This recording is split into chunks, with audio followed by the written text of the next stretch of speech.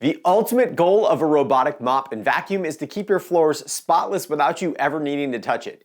And the newest innovation is automatic fill and drain kits that directly connect your robotic vacuum into your plumbing system, meaning no more weekly emptying and refilling of mop water containers. But are these automated systems really the future, or do they cause more problems than they solve? Today I've got 3 different automatic fill and drain systems from Roborock, Narwal, and SwitchBot, and I'm going to show you their installation options and the whole process for each one. I'm going to run them through a full set of vacuum and mop tests and help you decide if any of these are a good choice for your house. I'm going to get to the mopping and vacuuming tests a bit later, but first let's talk about the new tech and the 3 unique approaches to these new auto refill stations. First, the $1,399 Narwal FreoX Ultra has the most traditional solution, with a drop-in replacement pump that goes into the existing base.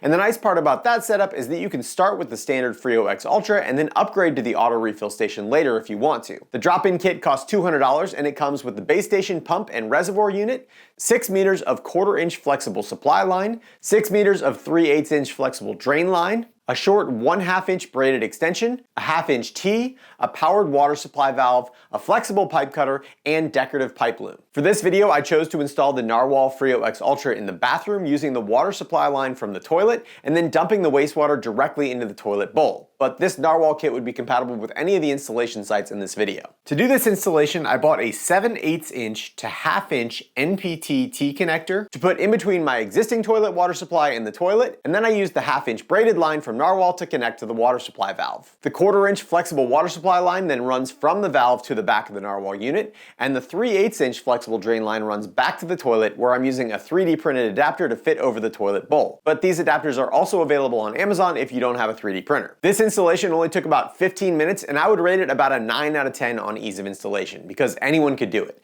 especially since toilet plumbing is really well standardized here in the US. Next up is the slightly less traditional $1,899 Roborock S8 MaxV Ultra with the auto refill base, which, as the name suggests, is a completely different base unit from their traditional Ultra base, and a $100 upgrade. The auto refill base is much lower profile than the traditional base, and it still has the auto empty dust bag and mopping detergent reservoir, but no water tanks. The Roborock system comes with significantly fewer parts than the Narwal and only includes 6 meters of 1/4-inch flexible water supply line, 6 meters of 3/8-inch flexible drain line, a 1/2-inch NPT to 1/4-inch push to connect T, and a set of retention rings. For my initial testing, I removed a piece of trim from my kitchen cabinets and I ran the 2 flexible lines behind my dishwasher to the undersink area.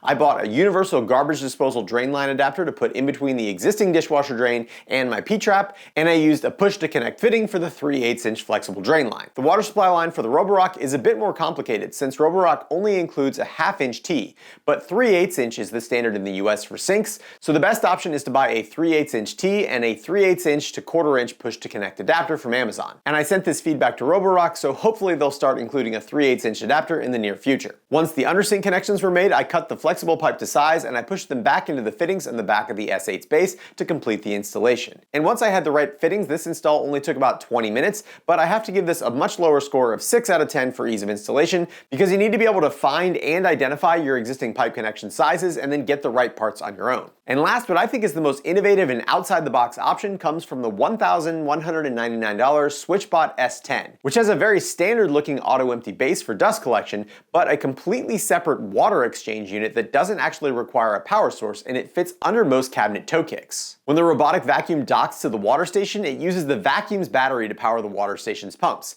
filling the robot with clean water and emptying the wastewater tank. I also enjoyed that the SwitchBot S10 also comes with significantly more included adapters than the other kits, which definitely gives it the most flexibility in placement. And it includes both 1/2-inch NPT and 3/8-inch NPT T connectors for sinks, a 3/4-inch GHT connection for washing machines, 1 P-trap extension with a drain adapter and one without one, a dishwasher drainage tee, and pre-installed barb fittings on both the water supply line and drainage lines. For my installation, I drilled a small hole in the base of my undersink cabinet to run the water lines from the water station to the sink, but I had to remove the pre-installed fittings to fit the flexible pipe through those little holes. And then I used the 3/8-inch T supplied in the kit to connect my existing cold water supply, but unfortunately that fitting doesn't seem like it was designed for US plumbing, and it never got tight enough to not leak. So I ended up just purchasing a 3/8-inch to 1/2-inch T on Amazon and using that instead. Though I did contact SwitchBot support and they said that using a double or triple gasket would allow their connector to work without leaking, but for me the peace of mind from just just using the correct fitting was easily worth the extra $13. And speaking of peace of mind, SwitchBot also includes a SwitchBot leak detector to put under your water supply connection points, which I think is a great idea. So for good measure, I also picked up a couple Govee leak detectors and put those in my other 2 install locations. For the drain line on the SwitchBot, I used both P-trap extensions and replaced my existing slip joint, and then I screwed on the pre-installed 1/2-inch drain connection. Though I did find it was easier to disconnect the barb fitting first, then screw on the 1/2-inch fitting and reconnect the barb. All in all, the SwitchBot install also took around 20 minutes, and it would have been an 8 out of 10 for ease of installation if the included 3/8-inch T would have just worked, but in the end I have to drop it to a 5 out of 10 because it is always unsettling to see a leaky fitting. But ultimately though, the base stations are just accessories for the robot, and there's no point in having a good base station for a bad vacuum.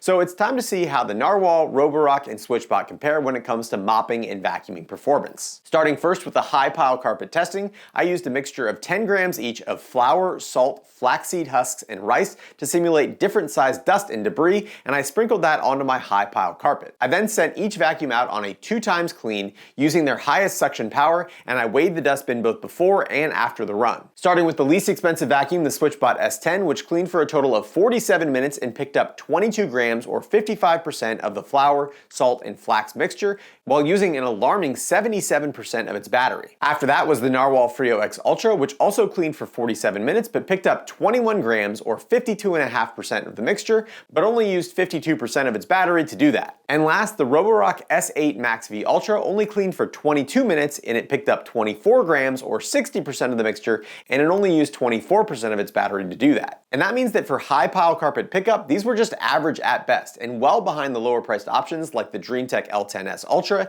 and the Roborock S7 MaxV. Thankfully, the hard floor vacuuming performance was significantly better, and with the same 40 gram mixture on my LVP flooring, the SwitchBot S10 cleaned for 10 minutes and picked up all 40 grams for a score of 100%. The Narwal cleaned for 16 minutes and picked up 39 grams for 97.5%. And the Roborock S8 MaxV Ultra ran for 8 minutes and it cleaned up 38 grams for a score of 95%. And that means that for combined vacuuming and performance, the SwitchBot and Roborock were tied with a total of 77.5% pickup, and the Narwal was close behind that at 75%. And here's how those rank with other top vacuums without auto refill mopping stations. Next, to test their mopping performance, I spread 10 milliliters of Florida mud in a roughly 2 foot by 2 foot square on my LVP flooring, and I dried it completely with a hairdryer. Then I sent each vacuum out on a 2 times vacuum and mop run with the mop water set to maximum and the vacuum power set to normal. After the test, I sprayed the area with 3 sprays of water and I wiped it clean with a paper towel, and then I set the paper towel aside to dry. And in between each run, I hand mopped and I manually dried the floors. And here are the final results of the paper towel test, where you can see that the SwitchBot S10 was in a completely different league than the Roborock and Narwal, and that's largely due to its new roller style mop. The Roborock S8 MaxV has their Viberize 3.0 mopping system, which has a towel style mopping pad and sliding and vibrating sections under the mop that are supposed to help scrub the stains from your flooring, where they end up on the mopping pad to be eventually washed off back at the base station. Similarly, the Narwal FreoX Ultra uses spinning mopping pads that can scrub your floors, but ultimately that mud stays on the pads until the next time the robot goes back to the station. In contrast, the SwitchBot S10 uses its onboard water tank to constantly add clean water to the roller and then squeeze out the dirty water into its onboard reservoir that finally ends up in the dirty water tank that then gets emptied by the water station. And not only does this roller style mop do a better job of initially scrubbing the stains free, but it also doesn't spread any of the dirt or mud around, since the roller mop is constantly being cleaned. And the only other mop currently on the market with this system is the Eufy S1 Pro, so for a comparison, I reran the test with the Eufy, and you can see that the paper towel test for the S1 Pro was almost identical to the S10, with the Eufy being ever so slightly cleaner. Also for mopping, I followed the robots around with a moisture meter to test how well their mop lifting strategies worked, and both the Narwal and SwitchBot had issues with their initial entry onto the carpet, causing the wet mop to drag and pretty significant moisture on the tester, while the Roborock's 20 millimeters of mop lift was able to keep even this high pile carpet completely dry. But circling back around to the whole point of these auto empty and refill stations, I wanted to get an idea of exactly how long you could go without paying attention to your robotic vacuum at all. So I took a poll on my YouTube community page, and after over 1,000 responses, 36% said that the most frequent reason that they have to interact with the robotic vacuum is to empty the dustbin or bag. And thankfully, newer auto empty dustbins have gotten to the point where they basically never clog and only need to be emptied every couple of months. And to test their ability to clear their onboard dustbins without clogging, I load them up with matted cotton balls to try to trigger a clog. And most vacuums that I've used in the last 2 years can easily clear 6 cotton balls without any problem, and these vacuums were no exception. And as far as dust bag capacity, the SwitchBot S10 has a massive 4-liter dust collection bag compared to the 2.7-liter bags of the Roborock S8 MaxV, and unfortunately the Narwal FreoX Ultra doesn't have an auto-empty system at all, and instead it uses what they call a dust compression technology to maximize the capacity of its onboard 1-liter vacuum bag. But even best case scenario with perfect hair and dust compression, the Narwal dust bags are going to need to be changed at least 4 times as often as the SwitchBot and 2 times as often as the Roborock. In the poll, 12% of responders said the most frequent maintenance they do is removing hair from the robot's brush roller. And thankfully, hair tangle resisting brush rollers have also come a long way. For hair tangles, I did 2 separate tests, one using 40 strands of real hair 12 inches in length, and then a second test using 40 strands of synthetic hair 18 inches in length. And in the shorter hair test, all the vacuums performed extremely well, with the Narwal being completely hair-free, while the SwitchBot had 1 hair stuck to its wheel axle and 1 on the brush roller, and the Roborock had about 4 strands captured in the side of its black roller brush. For the longer synthetic hairs, the Narwal had 2 strands wrapped around its side brushes, but none in the tangle-free roller. The Roborock had 1 strand in its black roller and 4 strands in its red roller, and the SwitchBot had a pretty significant tangle in its side brush, as well as a large clump in its roller bar, which was still easy to clean, but the SwitchBot definitely had more hair tangled in its brushes than it did in its dustbin. Next, a surprisingly large 30% of responders said that their robot getting stuck is the most frequent reason that they need to interact with it. And as far as mapping and navigation, the Roborock S8 MaxV is in a league of its own, with an excellent feature-rich app with great map creation and customization options, and then the robot itself has extremely precise navigation, as well as AI recognition of trouble areas like cords and lamp pedestals. The SwitchBot app is also pretty feature-rich, which is surprising considering how new they are to the robotic vacuum industry, but the S10 itself is still a little bit clumsy and slow when it comes to knowing its exact location and doing path planning. And unfortunately, the Narwal app and mapping process still need a lot of work. And in my most recent map creation, it labeled my entire downstairs as a single room, and the process of splitting the rooms manually was extremely buggy and unintuitive, and I was never able to get my first floor divided into proper rooms. Another thing that the Narwal is lacking is any sort of camera-based navigation, so it can't use computer vision to identify obstacles on the fly like the Roborock and SwitchBot can. To test object avoidance, I set out some rubber dog poop, an untied shoe, and a loose extension cord, and then I sent the robots out on a single pass vacuuming run. The best performer by far in this test was the Roborock, which identified each obstacle and stayed clear of the shoe and dog poop, and then decided that the extension cord was not a tangle risk and cleaned over it. The SwitchBot got completely stuck on the shoelaces and needed to be rescued,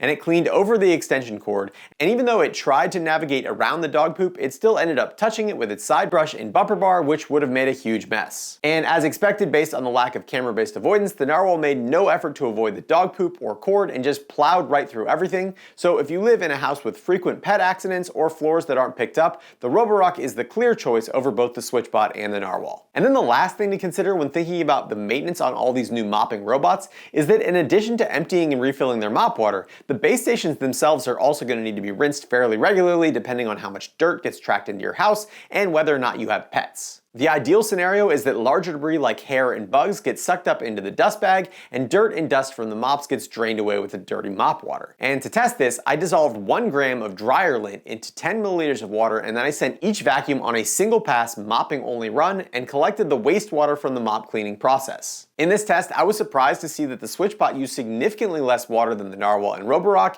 and I'd honestly love to see them increase the water usage since that's one of the main advantages of being plumbed in. The SwitchBot was also the clearest and had the least debris of all the mop water that I tested, and the Roborock had by far the most chunks and large debris.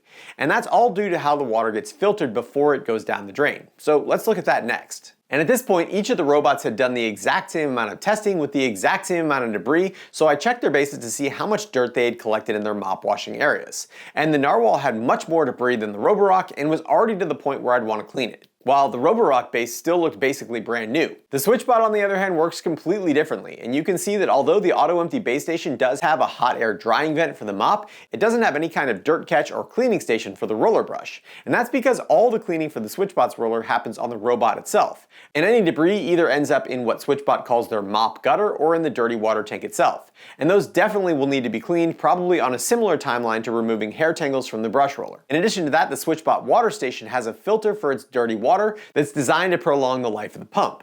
And on the base station itself and in the manual, it says to clean the filter every 2 weeks. But SwitchBot has told me that in their internal testing, the filter normally only needs to be cleaned every 3 to 6 months, which is fortunate because it's kind of a pain and a little bit messy to remove.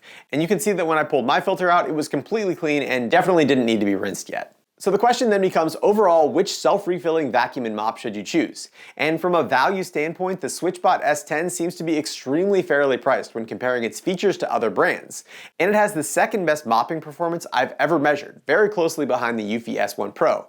But as of right now, the S10 is a bit weak when it comes to object detection and navigation, and it wasn't able to lift its mop roller high enough to avoid getting my high pile carpets wet. As far as privacy and smart home compatibility, SwitchBot did just implement Matter compatibility when it's connected to its SwitchBot 2 hub, but the Matter integration only works for on and off commands rather than specific rooms and cleaning types, and unfortunately, like all the robotic vacuums that I've tested recently, the SwitchBot has no local control functionality and it can't connect locally through the app when it's blocked from the internet. The Roborock S8 MaxV Ultra with the Autofill base is basically the most expensive vacuum on the market, but it's also the most well-rounded with no issues other than just kind of average carpet vacuuming performance and mopping abilities. But its object avoidance and mapping are the best you can get, and as with all the Roborock vacuums that I've tested, it has an extremely high build quality, and it's honestly the only vacuum that feels like it could clean for multiple months completely unattended without any issues. And last, unfortunately, this most recent model from Narwal just doesn't make any sense to me. And fundamentally, I don't think you can have a premium vacuum without camera-based object avoidance and an auto-empty bin, even if the mopping was extremely good. And that wasn't even the case with the FreoX Ultra, which in my testing had much worse mopping than the previous year's Narwal Freo.